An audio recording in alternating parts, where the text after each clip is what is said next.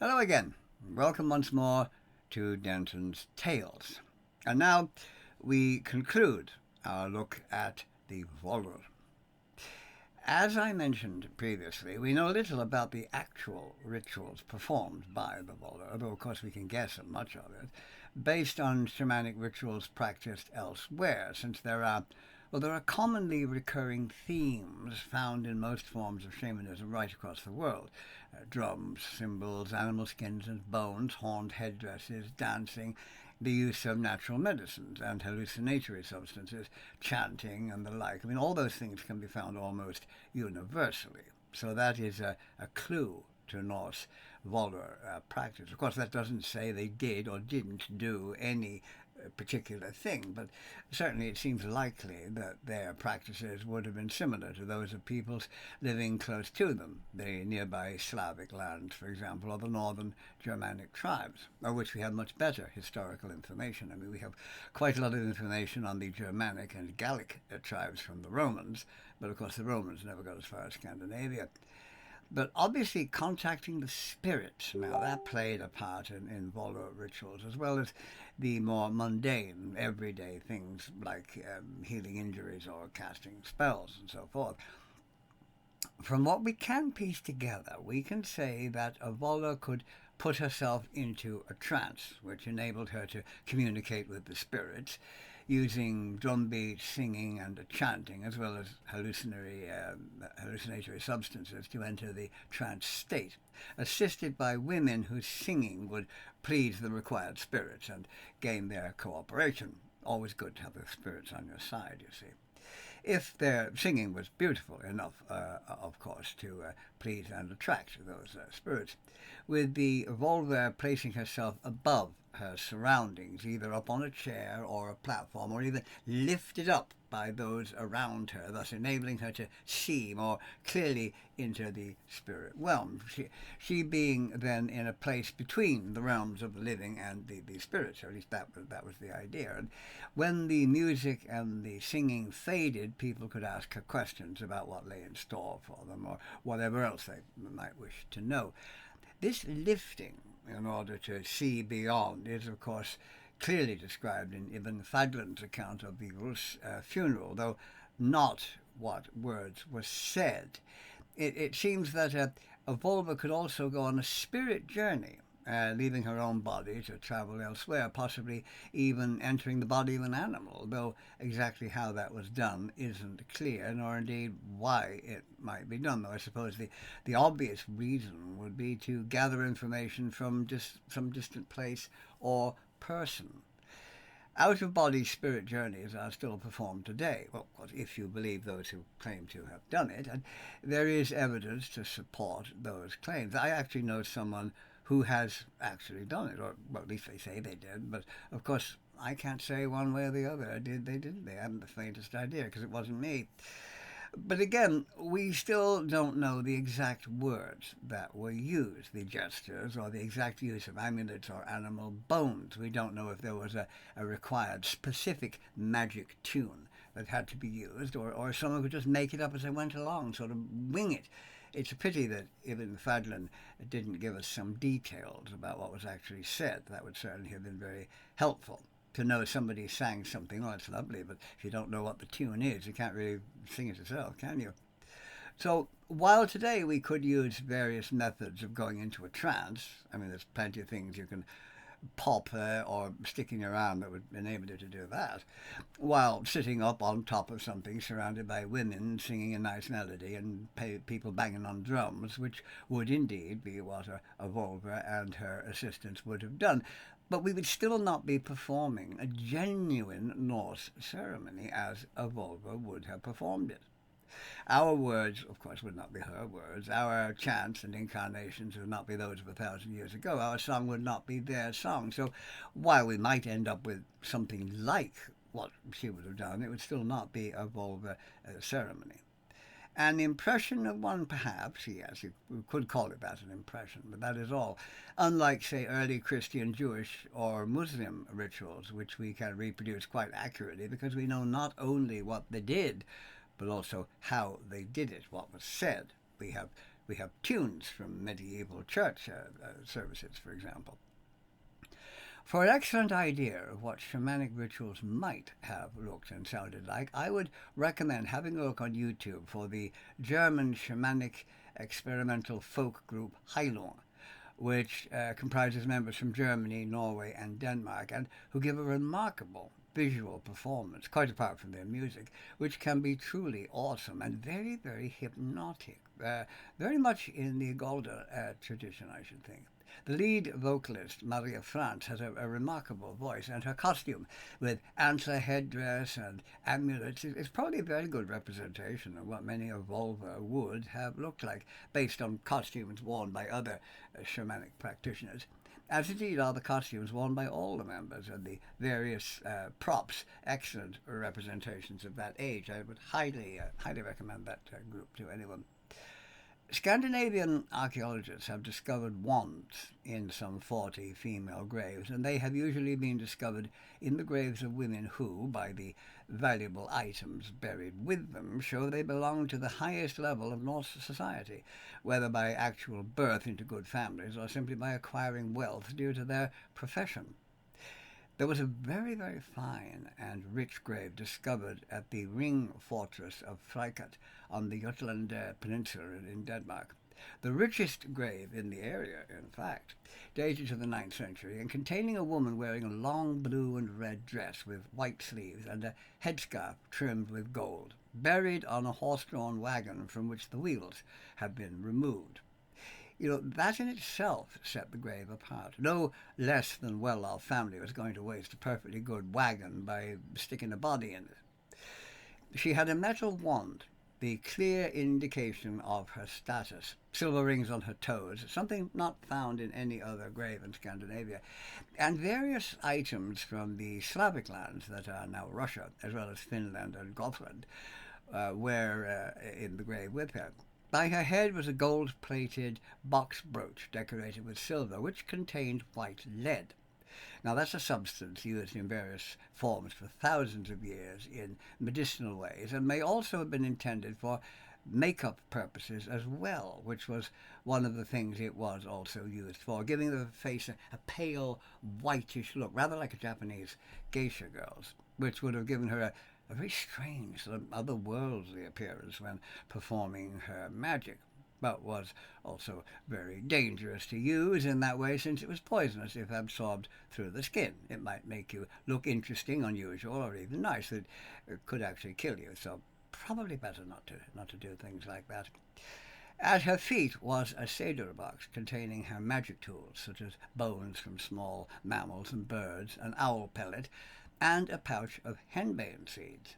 Now, these seeds thrown into a fire would give off a strong hallucinogenic smoke that would cause a sense of flying in anyone inhaling it, and rubbing it on the skin could also produce hallucinations, something still used today by practitioners of some forms of witchcraft and known as the witch's salve. There was also a silver amulet representing a chair, and a silver chair amulet of this type. These are only ever found in female graves, suggesting that they may represent the raised platform on which the Volur performed their magic on occasions, as well as the chair on which Odin sat as he surveyed the world from Asgard. 2 bronze bowls were beside her, possibly used for mixing potions, and indeed several already mixed potions were discovered in the grave, but it wasn't possible to identify what they were. Everything about this woman suggests that she was wealthy and would have been very important in her own locality. What was in the grave is a clear indication of that. She certainly wasn't one of the hoi polloi by a long way. The famous Oseberg ship discovered in Norway, the ship dated to 800 AD, but the burials contained in it dated to the autumn of 834 AD, may well have contained a vulva, one of the 2 women in it having been buried with a wooden wand, a rather unlikely item for anyone but a vulva to possess. And there was a pouch of cannabis seeds. There was also a very fine vulva grave found in Östergötland in Sweden, dating from the 9th century, with a woman buried with her wand and an assortment of very valuable items, including a wagon, several horses, horses in the grave. Oh yes, a horse in the grave, always an indicator of wealth and possession. If you were a poorer person and you were lucky enough to have a horse, well, you weren't going to bung it into a grave. And a bronze pitcher from Arabia, as well as a silver amulet thought to represent Freya, the most famous Volur, of course, with her golden necklace Bräsingemen.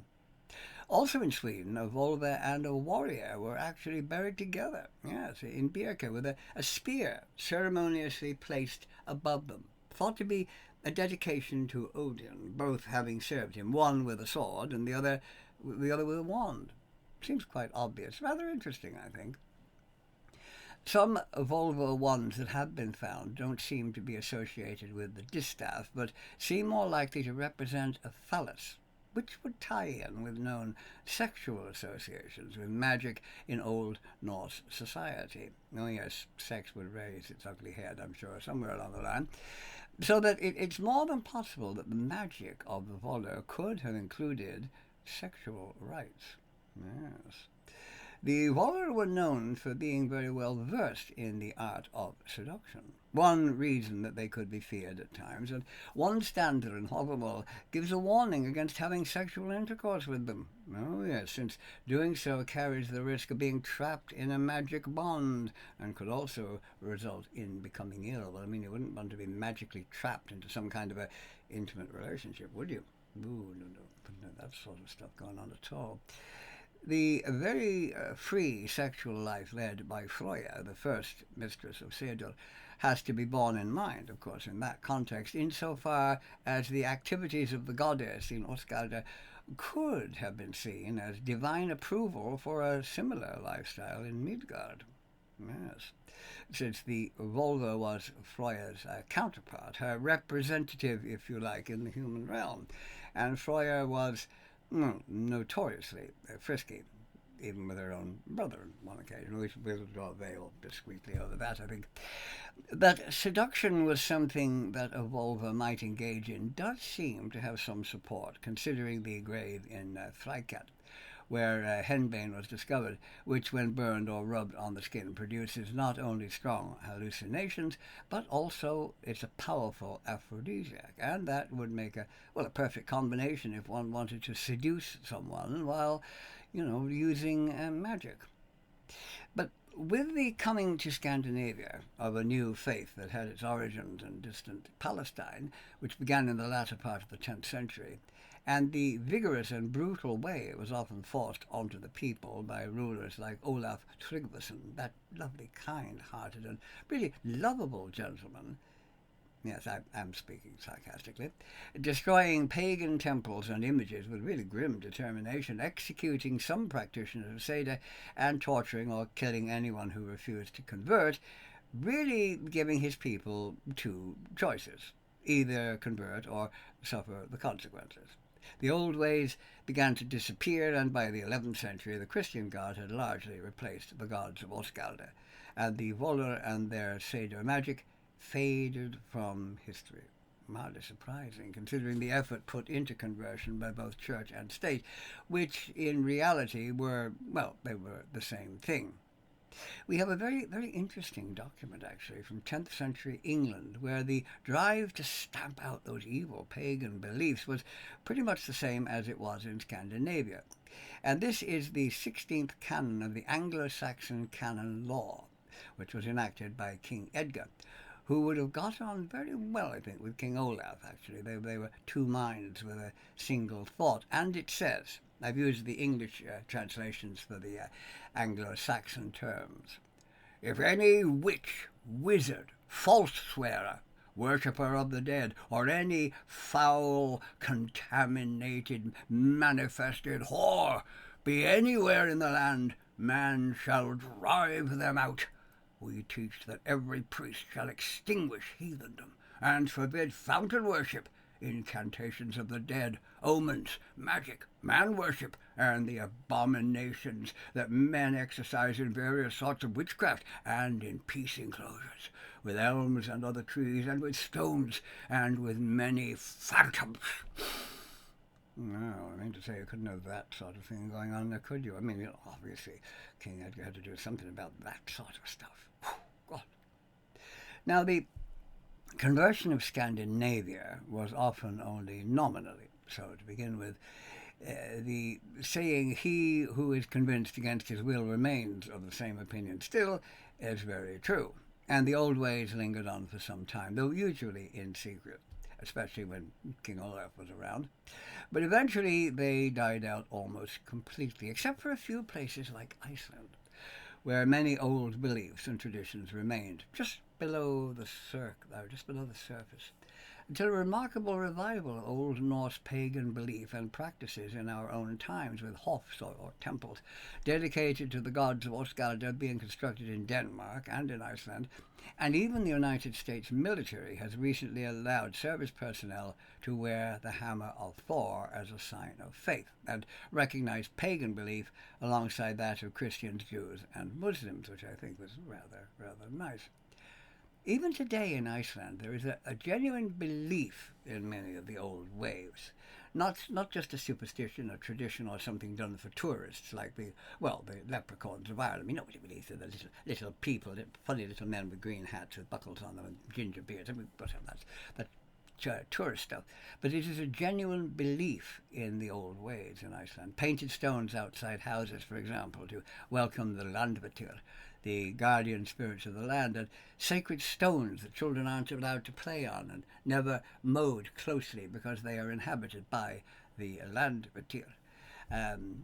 Little houses, tiny little houses for the elves to live in. These things are genuinely believed in, and I find that extremely interesting. So with that, we come to the end of this look at the Volur, the shamans of the Vikings. That should, I suppose, be the shamans of the Norse, since, of course, the term Viking only applied to those who got in a ship and went off somewhere in it and did something or other when they got to wherever it was they got to. But Viking, of course, has become the in word used to describe anything and everybody from the Scandinavian lands. Yes, as long as they didn't get in a ship, they were just Danes, Swedes, or Norwegians. I hope you have enjoyed this video, and perhaps you will join me in the next one when that comes along. For now, I shall say farewell, and thank you for watching to the end if you're seeing this. Goodbye for now.